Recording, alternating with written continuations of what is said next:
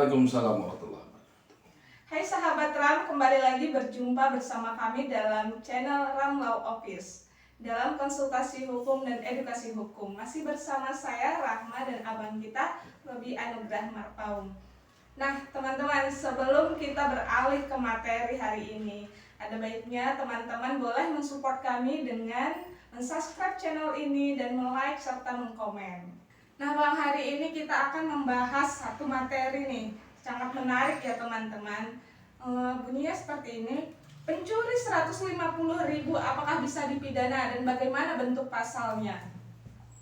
Baik, bismillahirrahmanirrahim. Assalamualaikum warahmatullahi wabarakatuh. Terima kasih bagi seluruh sahabat RAM Law Office Official dimanapun berada atas atensi dengan cara bertanya sehingga kita selalu mengudara dalam YouTube channel RAM Law Official.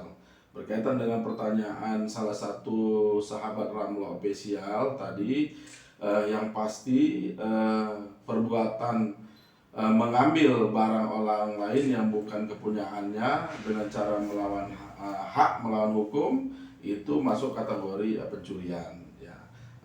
Berkaitan dengan nilai di dalam KUHP, Kitab Undang-Undang Hukum Pidana, tidak menyebutkan berapa nilai yang masuk kategori pidana, berapa yang tidak gitu. Jadi yang dimaksud dengan pencurian dapat kita lihat di dalam pasal 362 KUHP yang menyebutkan barang siapa mengambil barang kepemilikan orang lain, baik seluruhnya atau sebagian dengan cara melawan hak, masuk kategori perbuatan pencurian dengan ancaman hukuman 5 tahun. Sehingga berapapun nilainya, baik nilainya 150.000 atau 150 miliar, itu sama dengan kategori pencurian, dapat dipidana dengan pasal 362 KUHP dengan ancaman hukuman 5 tahun. Akan tetapi tidak serta-merta ketika orang melakukan tindak pidana itu langsung dihukum. Tadi berkaitan dengan pertanyaan berapa hukumannya. Kalau ditanya berapa hukumannya, nanti dilihat kausalitasnya, sebab akibat. Kenapa dia melakukan tindak pidana? Apakah tindak pidana itu dilakukan karena memang keinginannya direncanakan karena untuk memenuhi nafsunya, atau dia melakukan itu karena terpaksa untuk bertahan diri. Kalau dia tidak ambil maka dia tidak bisa hidup. Itu nanti dilihat alasan pembenar dan pemaaf oleh hakim. Tapi sebelum sampai ke pengadilan, kita harus lebih cermat, terkhusus kepada penyidik ya, penyidik di tingkat kepolisian kaitan dengan perkara pencurian ini, harus lebih cermat, tidak hanya menerapkan kepastian hukumnya saja. Jadi kalau udah mencuri ya harus dihukum, berapapun nilainya. Tidak begitu dalam penegakan hukum saat ini. Jadi kacamata penegakan hukum di Indonesia ini sekarang sudah berubah. Dia lebih kepada melihat keadilannya, keadilan hukum. Bagaimana keadilan itu bisa diterapkan bagi semua pihak. Oleh karena itu nanti dilihat bagaimana dia melakukan itu, apa motifnya, sebab akibatnya dia melakukan pencurian itu. Kalau dia pencuriannya disebabkan untuk memenuhi kebutuhan hidupnya, maka perbuatannya itu seharusnya dapat dimaafkan. Dapat dimaafkan. Ini kita lihat dalam proses kacamata hukum Indonesia yang saat ini lagi menerapkan proses restoratif justice. Dalam restoratif justice ini kan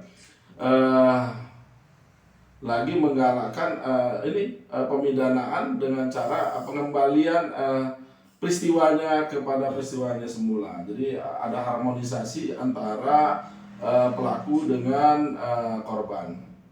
Nah, itu tadi kita lihat lagi apa motif, sebab akibat, sengaja atau bagaimana itu peristiwa yang dilakukannya. Jadi restoratif justice ini seperti mediasi begitu ya Bang? Iya, prakteknya restoratif justice itu adalah ya sama dengan proses mediasi.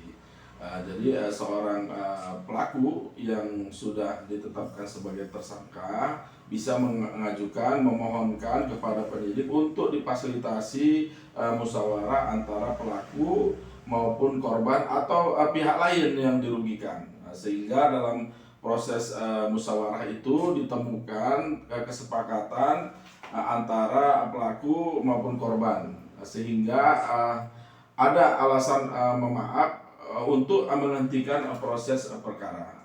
Jadi berkaitan dengan perkara tadi, kalau dilihat unsurnya, sebab akibatnya, kausalitasnya sebab akibat melakukan tindak pidana itu bukan karena dia sebagai profesi. Nah, ini kalau profesi ini berat ini, itu baiknya dan memang seharusnya tidak bisa dihentikan. Tapi kalau perbuatannya itu didasarkan atas untuk bertahan diri, untuk memenuhi nafkahnya karena susah dan lain-lain, dia mencuri, maka sebaiknya bisa di restoratif justice dan dapat dihentikan.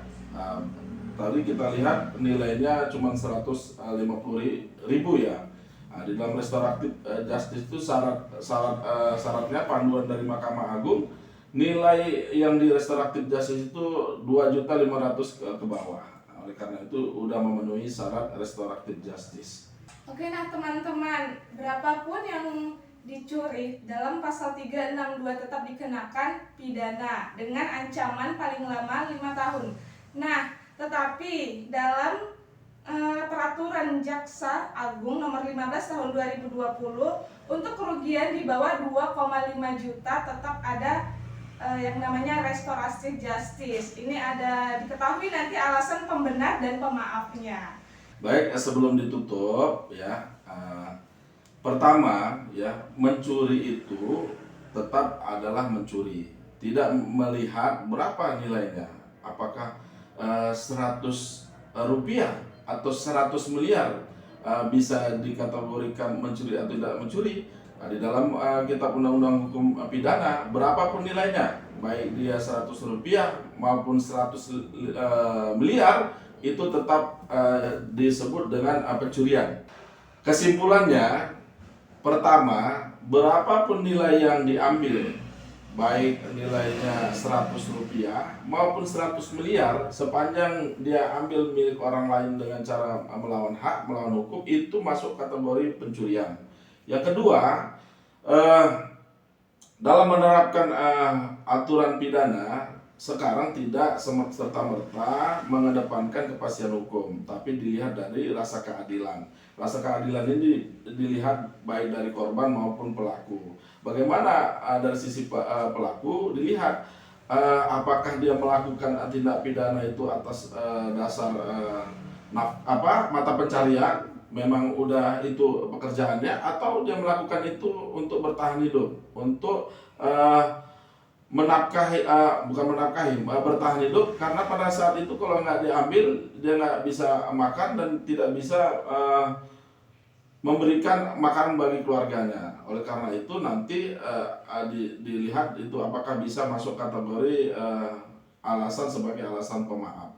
Kalau itu bisa dibuktikan bahwa dia melakukan tindak pidana itu atas dasar terpaksa dan untuk bertahan hidup, maka seharusnya tindak pidana seperti ini bisa dihentikan oleh tingkat penyidikan.